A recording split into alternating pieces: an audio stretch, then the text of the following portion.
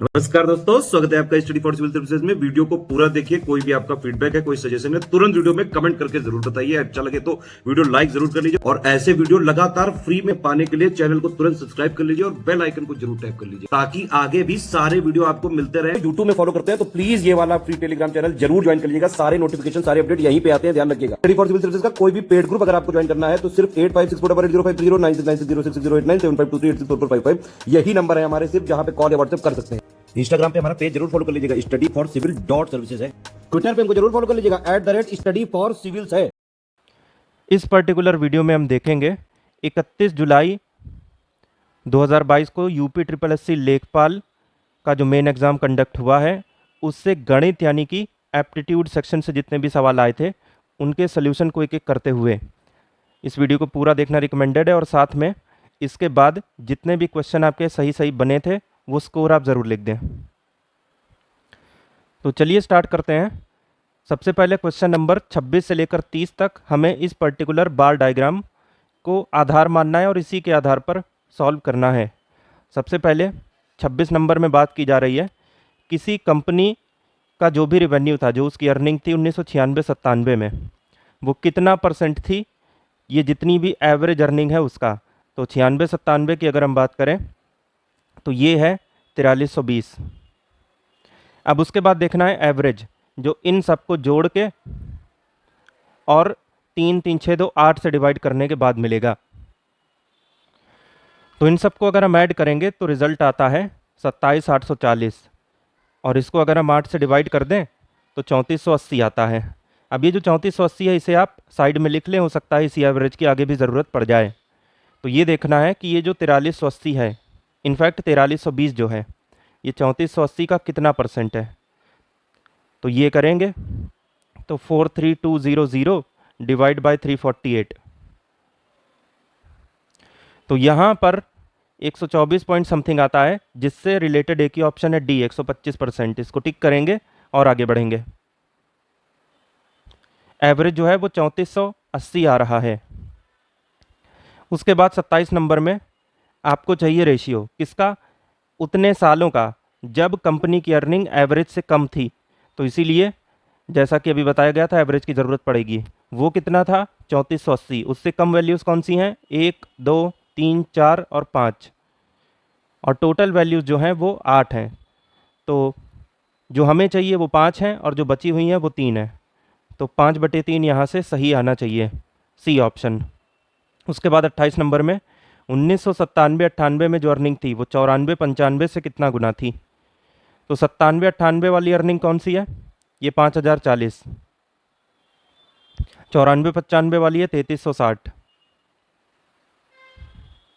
तो ये जब करेंगे तो ये सॉल्व करने पे 1.5 आना चाहिए। 1.5 कौन से ऑप्शन में गिवन है, सी में। इसको टिक करेंगे और आगे बढ़ेंगे। इसके बाद 29 नंबर जो है इसमें भी 1997-98 की आय देखनी है, जो कि है 5040।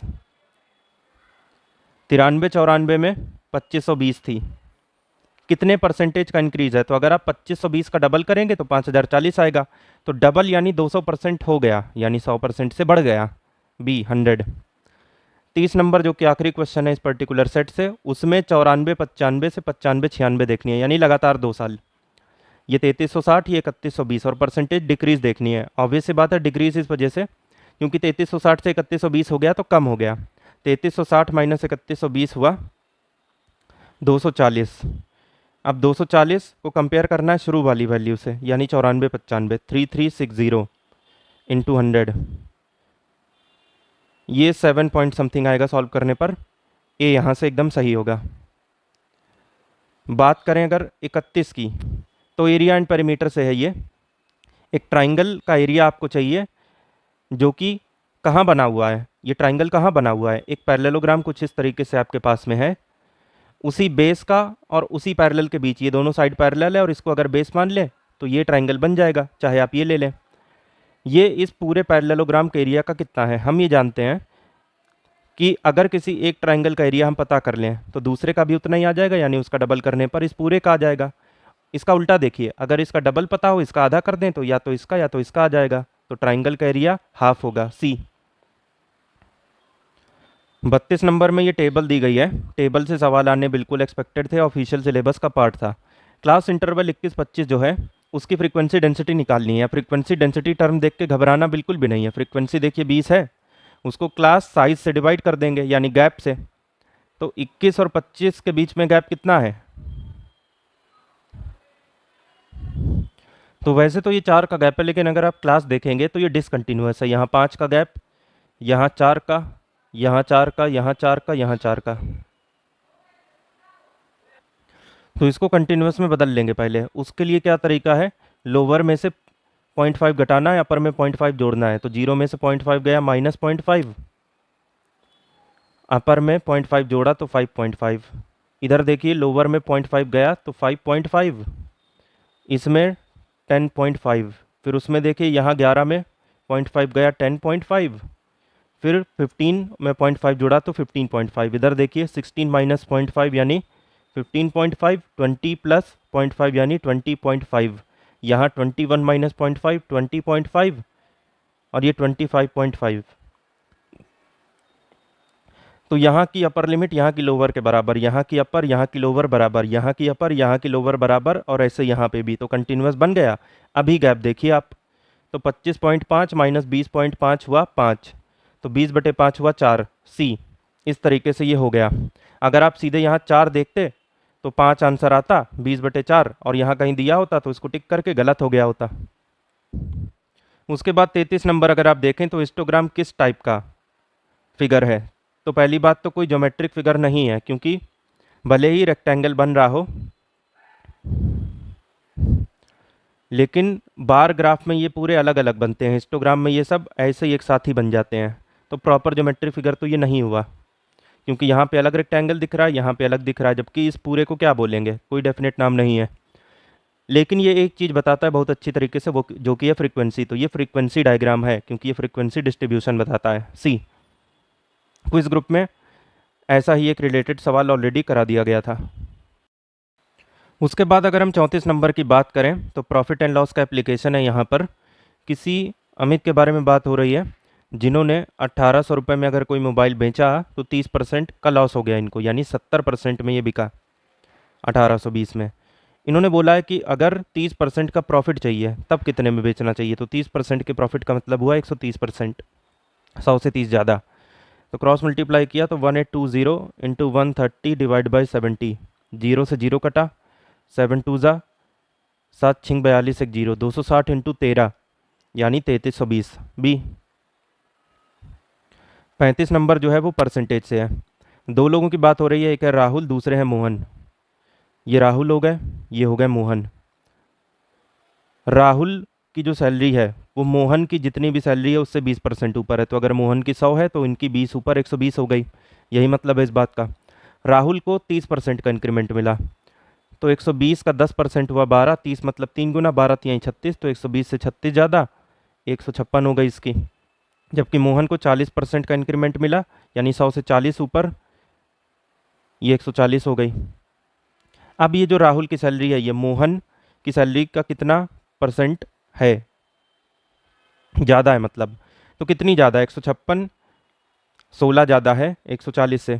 और कंपेयर किससे करना है, मोर देन मोहन सैलरी, यानी मोहन की सैलरी से डिवाइड कर देंगे 160/14, 14 एकम 14, 14 एकम 14, तो 11 पॉइंट समथिंग आ रहा है ए।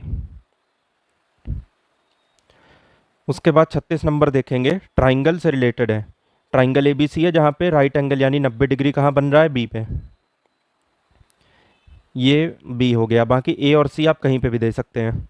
यहाँ पर AB है 12, AC है 13, तो ये कितना होगा। तो सिंपल है, 5 12 13 आप जानते हैं ट्रिपलेट होता है। आपके पास 12 है, 13 है, 5 नहीं है, तो बस वही 5 यहाँ आ जाएगा। या फिर आप पाइथागोरस थ्योरम लगा सकते हैं। 5 सेंटीमीटर यहाँ से सही हो गया। 13 नंबर, इनफैक्ट जो 37 नंबर है यहाँ पर क्वाड्रेटिक इक्वेशन की बात हो रही है, इसकी रूट निकालने हैं।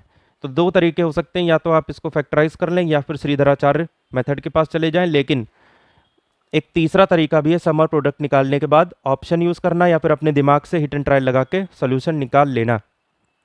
अगर दोनों रूट हम ए और बी मान ले तो सम हुआ a + b। ये क्या होता है, माइनस ऑफ एक्स का कोफिशिएंट, एक्स का कोफिशिएंट -4 है, उसका माइनस भी 4 होगा, बटे में एक्स स्क्वायर का कोफिशिएंट, तो एक्स स्क्वायर के साथ कुछ भी मल्टीप्लाइड नहीं है तो ये मान के चलेंगे 1 मल्टीप्लाइड है, तो डिवाइड बाई 1 यानी 4।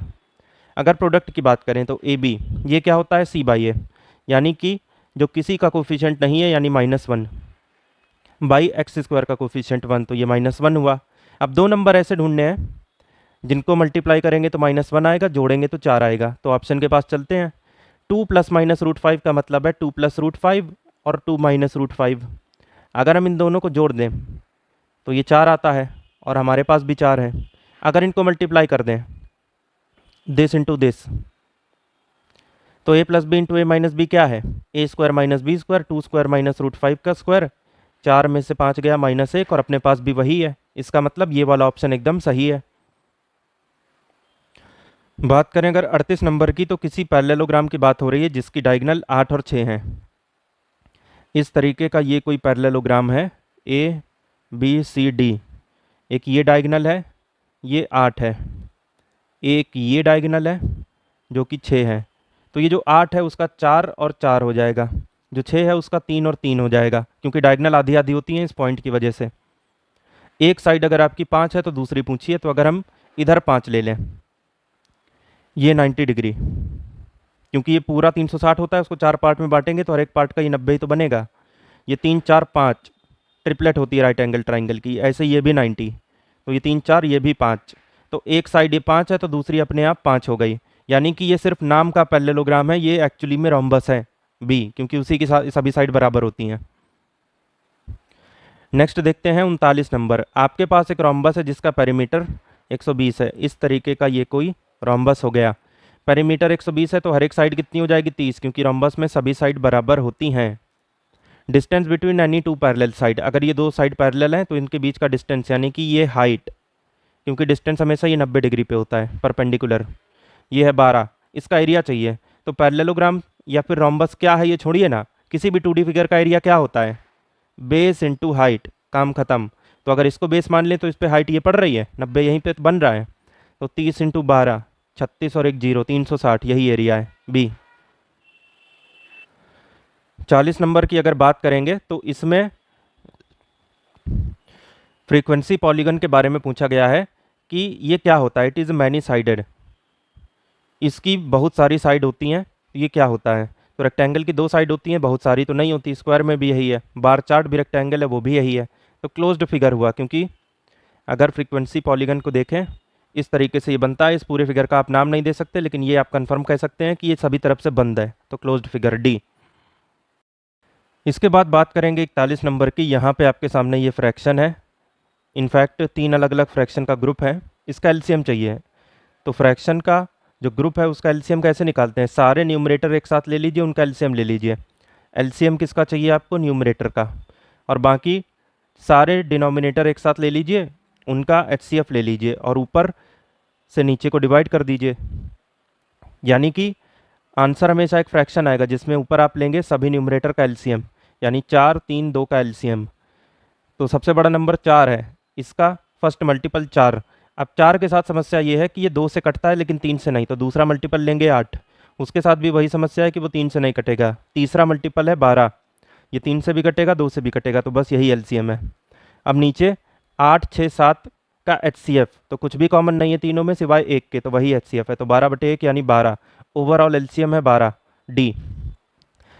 अगर मान लीजिए इसका उल्टा आपने कर दिया होता, ऊपर के तीनों का आपने एचसीएफ ले लिया होता, नीचे के तीनों का एलसीएम, तो डिफरेंट आंसर आता और वो डेफिनेटली ऑप्शन में गिवन भी होता, तो इसीलिए कंफ्यूज नहीं रहना था।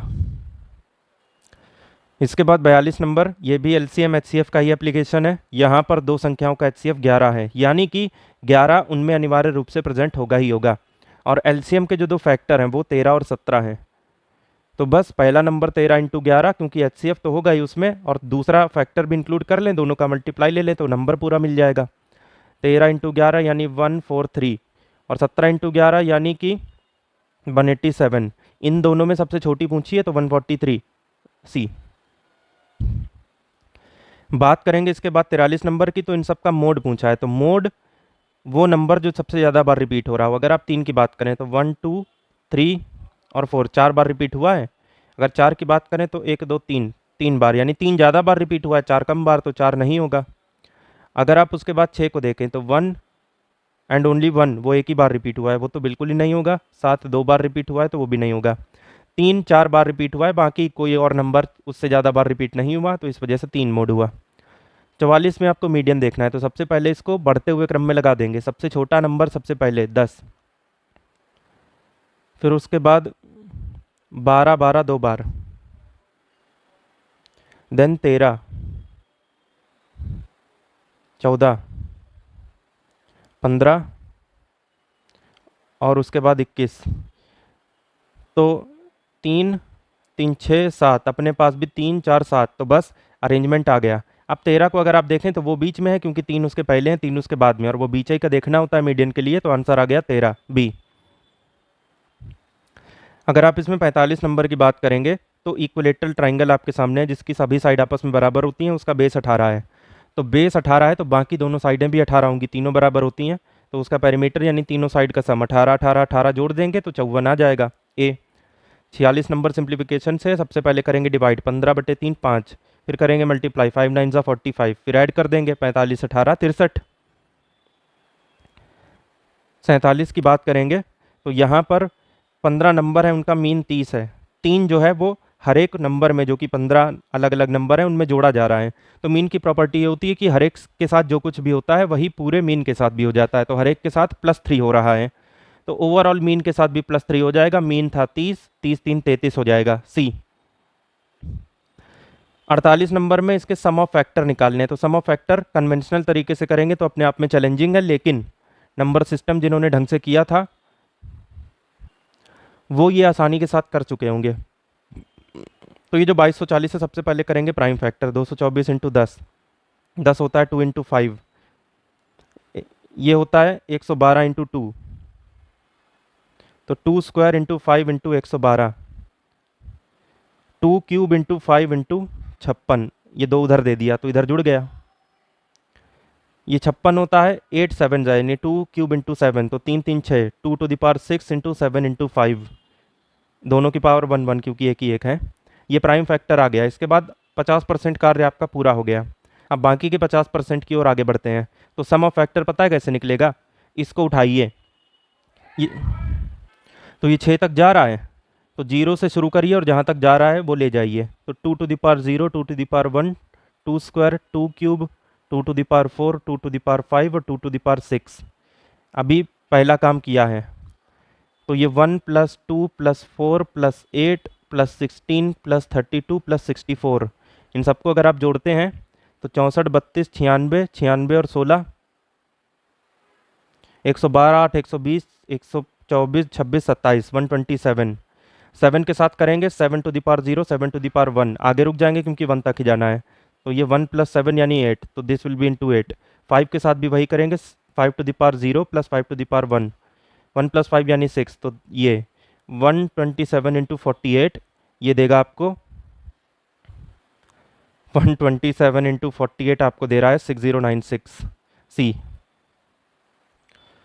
इसके बाद नेक्स्ट बात करेंगे 49 नंबर की। तो यहाँ पर एरिया चाहिए ट्राइंगल का सेंटीमीटर स्क्वायर में, जबकि साइडें भी लंबाई चौड़ाई दोनों सेंटीमीटर में दी हैं, तो इससे आसान कुछ है नहीं। 12 इंटू 11 यानी 132 बी। एप्टीट्यूड सेक्शन से लास्ट क्वेश्चन की बात करेंगे, जो कि है 50 नंबर। टेबल दी गई है, टेबल देख के पहली बात तो आपने घबराना नहीं है, सवाल ध्यान से देखना है। इनमें से किस क्लास की फ्रीक्वेंसी मैक्सिमम है, तो ये इससे आसान तो कोई सवाल ही नहीं होगा, सीधे क्लास मैक्सिमम फ्रीक्वेंसी कौन सी है, ये 25 है, इसके करस्पॉन्डिंग क्लास। लेकिन वैसे ये इतना भी आसान नहीं है, क्योंकि मैक्सिमम फ्रीक्वेंसी पूछ रखा है, मैं ये क्यूमुलेटिव फ्रीक्वेंसी दिया हुआ है, तो इसमें इस चीज़ को हमें इंटरप्रेट करना पड़ेगा। किस चीज़ को, ये देखिए, जैसे ये 3 है तो इस वाले इंटरवल में 1 2 3 ये 3 शामिल होगा, 3 के बाद कहानी ख़त्म।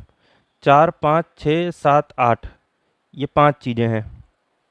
यहाँ पे 9 10 11 12 13 14 15 2 2 4 3 7 चीज़ें हैं। उसके बाद 16 17 18 19 20 21 22 23 24 25 2 3 5 3 8 2 10 चीज़ें हैं। और यहाँ पे 26, 27, 28, 29, 30, 31, 32, 33, 8 चीज़ें हैं। तो 10 चीज़ें यहाँ पे हैं, तो बस यहीं पे मैक्सिमम फ्रीक्वेंसी आ रही हैं डी।